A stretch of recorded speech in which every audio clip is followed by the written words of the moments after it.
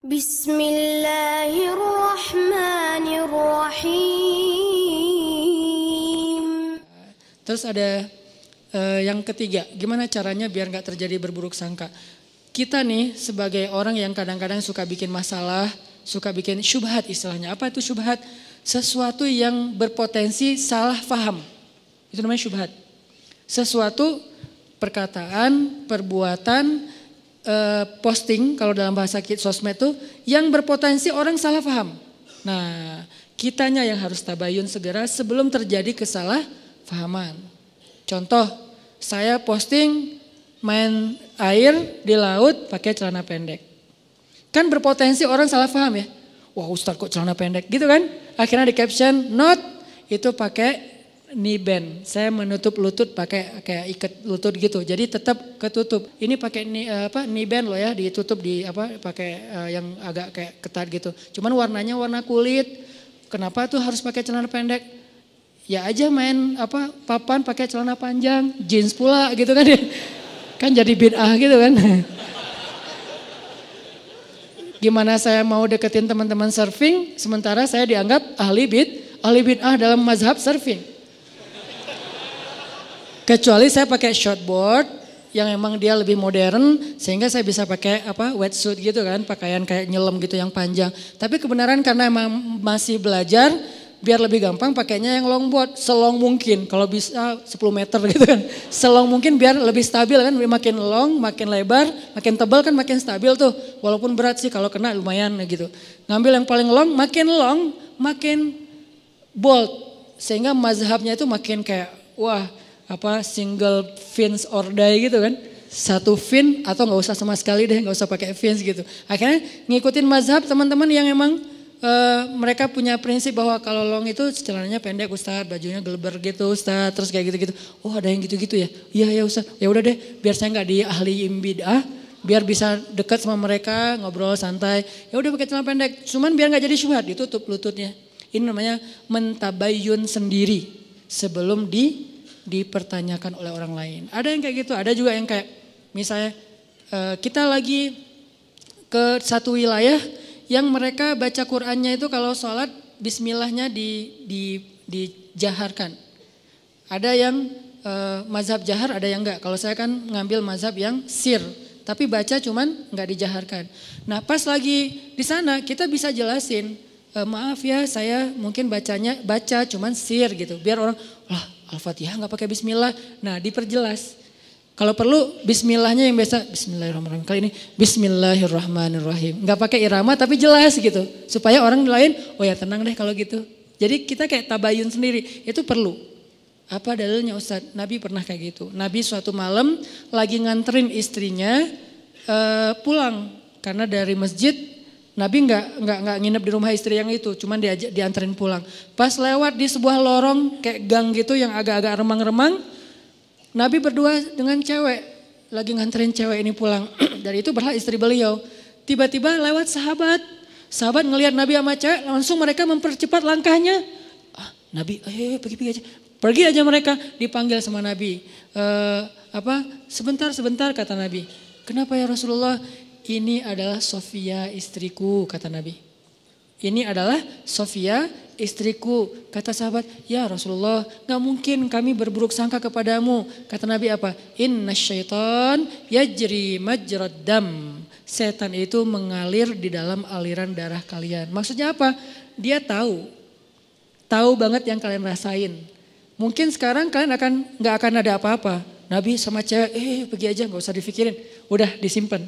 Besok ada yang ngomongin atau ngelihat sekali lagi.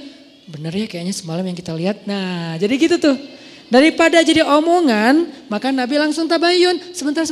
Ini Sofia istriku kata Nabi. Oh iya berarti udah gak ada fitnah. Ini namanya tabayun langsung. Kadang kita sebagai objeknya yang harus aktif. Kalau kita lihat sikap kita, postingan kita, ucapan kita, teks kita, caption kita tuh bisa mengundang salah faham orang yang membaca. Dan itu kan banyak tulisan-tulisan yang kalau orang baca salah faham. Kenapa salah faham? Karena mungkin memang tulisannya agak-agak multi tafsir. Maka butuh kayak footnote-nya, butuh penjelasannya, butuh apanya. Itu namanya tabayyun. Jangan tunggu orangnya, jangan suuzon dong, tabayun dulu. Kalau emang yang kita lakukan emang akan muncul potensi salah paham, kita aja yang langsung tabayun. Termasuk kayak lagi lagi bikin event. Saya beberapa kali bikin event, muhasabahnya pakai back sound. Saya udah minta fatwa, saya tanya Ustadz Abdul Somad, Ustadz, saya muhasabah pakai back sound, boleh nggak Ustadz? Di dalam masjid atau di luar? Di luar, boleh. Tanya ke yang lebih senior lagi, namanya Bang Zikri, kakak kelas saya namanya Dr. Awalu Zikri, dokter di bidang fikih. Berarti beliau kan lebih ini lagi ilmunya. Bang, saya pakai backsound tapi di luar masjid, di gedung gitu pas muhasabah. Boleh enggak? Doa itu ibadah mutlak kata beliau. Arti ibadah mutlak tidak terkait dengan cara tertentu, maka boleh selama backsoundnya tidak berlebihan. Kalau backsoundnya mungkin yang lebih kenceng daripada doa mungkin ya agak-agak gimana gitu kan ya. Terus pakai dulu kan jarang ada tablik akbar pakai flashlight ya. Terus kita bikin tablik akbar beberapa kali pakai flashlight. Pas bagian apa? Pas bagian lagu Indonesia Pusaka. Pakailah flashlight. Mulai dihujat nih. Dihujatnya apa? Kajian kok kayak apa gitu kan ya. Kayak ikut agama lain atau apa gitu. Kayak pakai lilin atau apa gitu. Oke, saya yang salah lupa tabayun.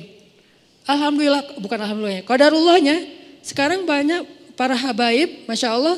Mereka selawatan juga di acara crowd event gitu pakai flashlight kan. Ada Habib siapa gitu, yuk kita selawatan nyalain flashlightnya. Buat apa sih? Buat lebih semarak, lebih semangat gitu. Termasuk Ustadz Abu Somad juga bikin pakai flashlight. Karena saya juga ngomong sama Ustadz Abu Somad kan sering kontak-kontakan. Ustadz saya pakai flashlight loh dan dituduh gini-gini. Kata Ustadz Abu Somad, kita bikin komunitas yuk. Komunitas apa? Komunitas korban tahzir kata beliau. Karena kayak saling curhat-curhat gitu. Oh iya Ustadz. Maksudnya nggak apa-apa selama itu bukan di dalam masjid. Akhirnya besok-besok kalau saya bikin event, saya jelasin ini di luar masjid ya gitu. Ini nggak di ini di gedung ya. Ini kenapa saya bikin 2 event, satu di masjid, satu di luar masjid? Karena emang ada kondisi yang memang beberapa teman-teman yang mungkin baru belajar, pengen nyaman dalam taklim itu butuh dipancing dengan sesuatu yang gimmick. Sehingga kita bikin jangan sampai kita lakukan itu di masjid, akhirnya di luar masjid. Jadi tetap semua dapat menunya deh. Yang udah medium dapat menu medium, yang udah bold dapat menu bold, menu bold. Yang masih light dapat menu light. Bertahap, setiap orang berproses. Kalau yang pengen bold, datang aja ke Al-Latif pas kajian tarbiyah saya. Teman-teman pemuda aja tahu gimana boldnya kajian kita tentang masalah pergerakan. Itu bold banget, pasti akan bosan. Kalau yang di sini medium, ada yang lebih light lagi, ada. Dan makanya sekarang saya agak sedikit ditambah-tambahin. Yang dulu mungkin entertainnya lebih banyak, gaming yang lebih banyak, sekarang naikin level dikit. Kayak gitu-gitu kan, ini proses dalam dakwah. Tapi harus tabayun supaya tidak jadi syubhat, jadi salah faham. Kadang-kadang lupa tabayun, namanya juga fattaqullaha mastata'tum. Semampu kalian, semampu kita aja. Jadi 3. 1, cari celah. 2, apa tadi teh? Mengingat kebaikan. 3, kita sebagai objeknya yang kalau bisa menjelaskan supaya tidak terjadi salah paham. Ini aja yang mungkin saya bisa share tentang berbaik sangka. Karena berbaik sangka ini adalah salah satu modal penting kalau kita mau membangun sosial yang yang nyaman, masyarakat yang nyaman, hubungan pertemanan yang nyaman, keluarga yang nyaman. Salah satunya adalah dengan berbaik sangka. Mudah-mudahan ini bermanfaat. Ya Rabbi syukran, hadaita qalbi syukran.